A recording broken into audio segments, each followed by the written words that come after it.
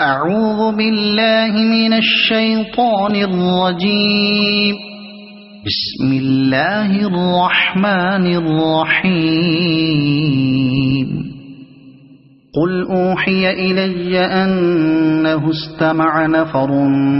من الجن فقالوا إنا سمعنا قرآنا عجبا يهدي إلى الرشد فآمنا به ولن نشرك بربنا أحدا وأنه تعالى جد ربنا ما اتخذ صاحبة ولا ولدا وأنه كان يقول سفيهنا على الله شططا وأنا ظننا أن لن تقول الإنس والجن على الله كذبا وأنه كان رجال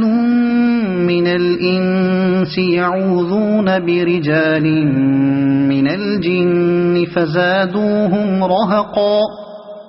وأنهم ظنوا كما ظننتم أن لن يبعث الله أحدا وأنا لمسنا السماء فوجدناها ملئت حرسا شديدا وشهبا وأنا كنا نقعد منها مقاعد للسمع فمن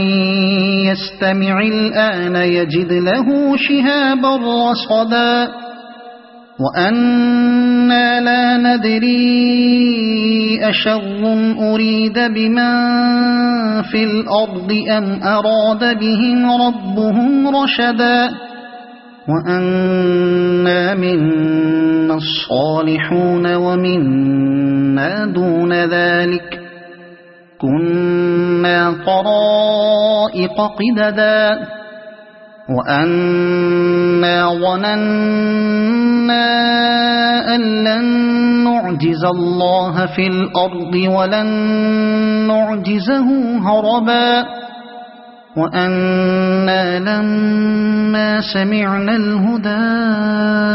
آمنا به فمن يؤمن بربه فلا يخاف بخسا ولا رهقا وأنا منا المسلمون ومنا القاسطون فمن أسلم فأولئك تحروا رشدا وأما القاسطون فكانوا لجهنم حطبا وأن لو استقاموا على الطريقة لأسقيناهم ماء غدقا لنفتنهم فيه ومن يعرض عن ذكر ربه يسلكه عذابا صعدا وأن المساجد لله فلا تدعوا مع الله أحدا وأنه لما قام عبد الله يدعوه كادوا يكونون عليه لبدا قل إنما أدعو ربي ولا أشرك به أحدا قل إني لا أملك لكم ضرا ولا رشدا قل إني لن يجيرني من الله أحد ولن أجد من دونه ملتحدا إلا بلاغا من الله ورسالاته ومن يعص الله ورسوله فإن له نار جهنم خالدين فيها أبدا حتى حتى إذا رأوا ما يوعدون فسيعلمون من أضعف ناصرا وأقل عددا قل إن أدري أقريب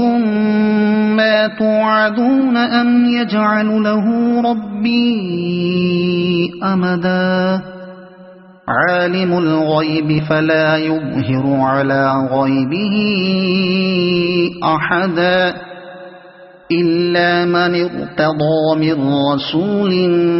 فإنه يسلك من بين يديه ومن خلفه رصدا ليعلم أن قد أبلغوا رسالات ربهم وأحاط بما لديهم وأحصى كل شيء عددا صدق الله العظيم। हमारा channel new Islamic network subscribe करें और सवाब की नीयत से शेयर भी करें। शुक्रिया।